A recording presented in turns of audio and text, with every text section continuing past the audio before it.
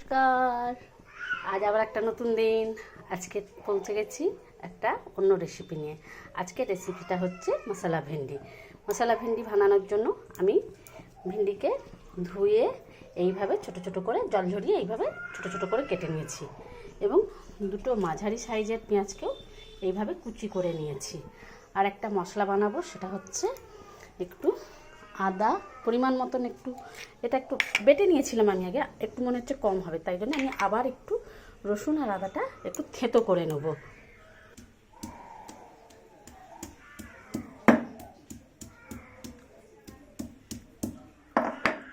প্রথমে পরিমাণ মতন তেল কড়াতে দিয়ে দিলাম, কড়া গরম করে পরিমাণ মতন তেল দিয়ে দিলাম।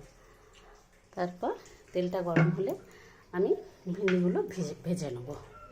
তেলটা গরম হোক, আমি ভেন্ডিগুলো ভেজে নেব। এর মাঝে আমি আদা আর রসুনটা থেতো করে রেখেছি।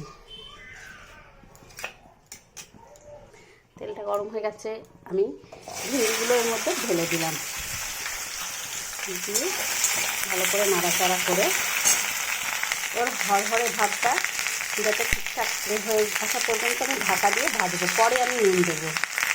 ভেন্ডি ভাজা হতে হতে এর মাঝে আমি একটা শুকনো মশলার পেস্ট বানিয়ে নেব। সেই পেস্টের মধ্যে দিচ্ছি ধনে গুঁড়ো।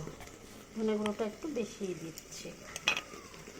দিয়ে দিচ্ছি শুকনো লঙ্কার গুঁড়ো। ঝালটা আপনারা আপনাদের পছন্দ অনুসারে দেবেন।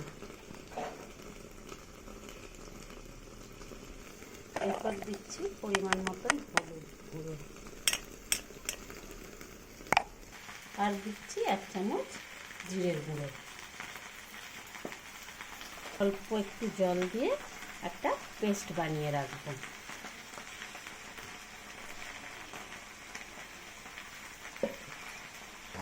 এইভাবে একটা পেস্ট বানিয়ে রেখেছি। এর মধ্যে এবার ভেন্ডিটার মধ্যে পরিমাণ মতো নুন দিয়ে দিলাম, দিয়ে আবার নাড়াচাড়া করে ভাজতে দেবো।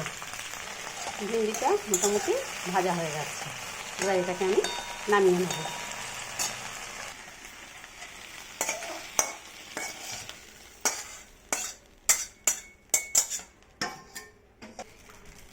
এবার এর মধ্যে আবার একটু তেল দিলাম, একটু বেশিই লাগবে কারণ মশলা ভেন্ডি মানে একটু মশলা বেশিই হয়। একটু তেল দিলাম।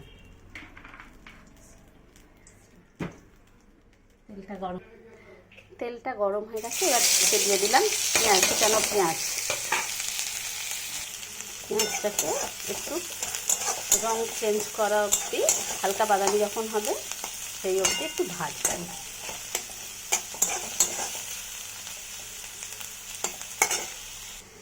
এবার পেঁয়াজটা হালকা ভাজা হয়ে এসেছে।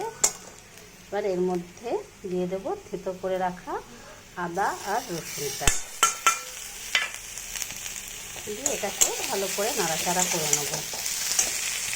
আদা রসুনের বাটিটা দিয়ে একটু জল দিয়ে দিয়েছিলাম এর মধ্যে। এবার দিয়ে দিচ্ছি নুন, কারণ আমি ভেন্ডিতে নুন দিয়ে রেখেছি, নুন দিয়ে ভেবেছিলাম। এবার এতে পরিমাণ মতো নুন রেখে দেবো।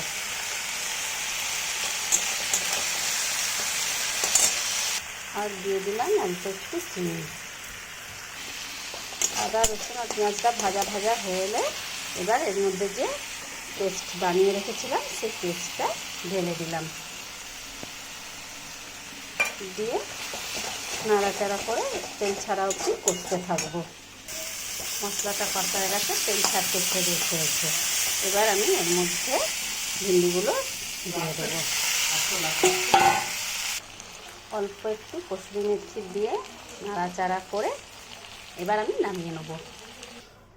কসুরি মেথি দিয়ে নেড়ে চেড়ে এইভাবে নামিয়ে নিয়েছিলাম।